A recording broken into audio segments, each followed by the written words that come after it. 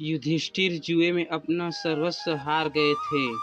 छल पूर्वक शकुनी ने उसका समस्त वैभव जीत लिया था।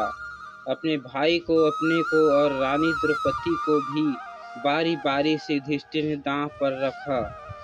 जुआड़ी की दुराशा उसे बुरी तरह ठगती रहती है। कदाचित अब की बार सफलता मिले, किंतु युधिष्ठिर प्रत्येक दांव हारते गए।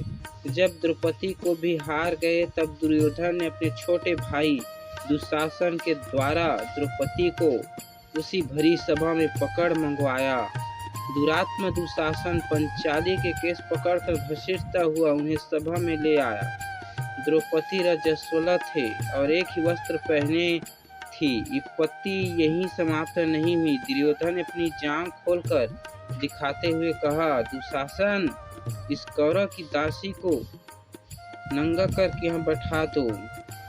सभा भरी थी। वो धृतराष्ट्र थे, पितामह थे, द्रोणाचार्य थे, सैकड़ों सभासद थे, वयोवृद्ध विद्वान थे, शूरवीर थे और सम्मानित पुरुष भी थे।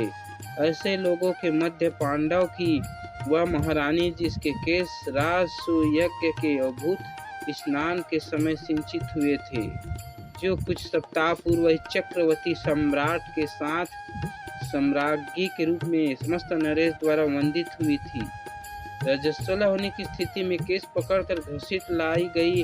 अब उसे नग्न करने का आदेश दिया जा रहा है। होने की वह दूर भी थे, किंतु उनकी बात कौन सुनता। द्रौपदी ने अनेक बार पूछा, युधिष्ठिर जब अपने आप को हार चुके थे, तब उन्होंने मुझे दांव पर लगाया था, अतः धर्मतः मैं हारी गई या नहीं। किंतु भीष्म जैसे धर्मज्ञ ने भी कोई निश्चय उत्तर नहीं दिया, जिनकी भुजा में 10,000 हाथी का बल था। उस दुरात्मा दुशासन ने द्रौपदी की साड़ी पकड़ ली। मेरे त्रिभुवन विख्यात शूरवीर पति द्रौपदी व्याकुल होकर इधर उधर देख रही थी कि कोई उनकी रक्षा करेगा, किंतु पांडव ने लज्जा और शोक के कारण मुख दूसरी ओर कर दिया था। आचार्य द्रोण, भीष्म पितामह, धर्मात्मा कर्ण, द्रौपदी ने देखा कि उनका कोई दुस्सहायक नहीं। कर्ण तो उल्टे दुशासन को प्रोत्साहित कर रहा है और भीम, द्रोण आदि बड़े बड़े धर्मात्मा के मुख दुर्योधन द्वारा अपमानित करने की आशंका से बंद है और उसके मस्तक नीचे झुके है। एक वस्त्र अबला नारी उसकी एकमात्र साड़ी को दुशासन ने अपनी बल भरी मोटी भुजाओं के बल से झटके में खींच रहा है। कितने क्षण द्रौपदी साड़ी को पकड़े रह सकेगी? कोई नहीं उनकी सहायता करने वाला।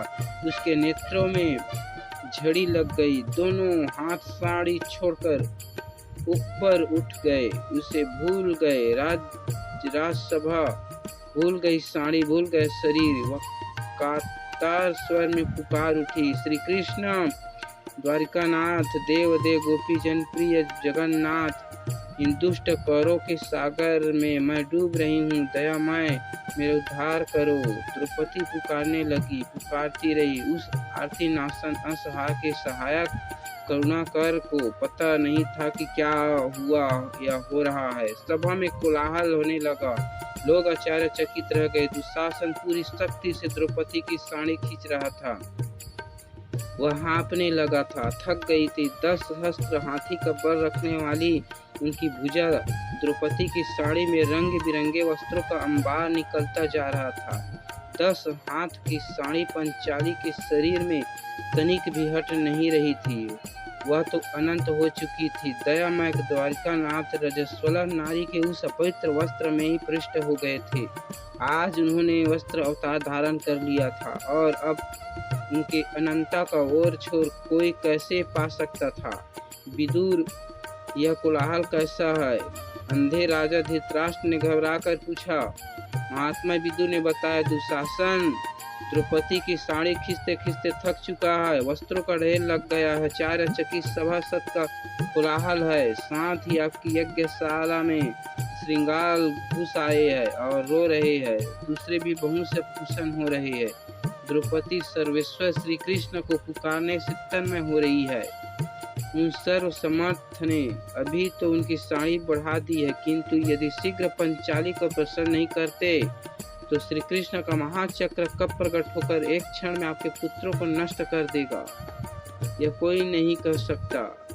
आपके सभासद तो भय व्याकुल होकर कोलाहल करते हुए दुर्योधन की जो निंदा कर रहे हैं उसे आप सुन ही रहे हैं। धृतराष्ट्र को भय लगा, उन्होंने दुर्योधन का फटकारा। दुशासन ने द्रौपदी को साड़ी छोड़ दी, चुपचाप अपने आसन पर बैठ गया। वह समझे या न समझे, पांडव और भीष्म जैसे भगवत भक्त को यह समझना नहीं था कि द्रौपदी की लज्जा रक्षा कैसे हुई।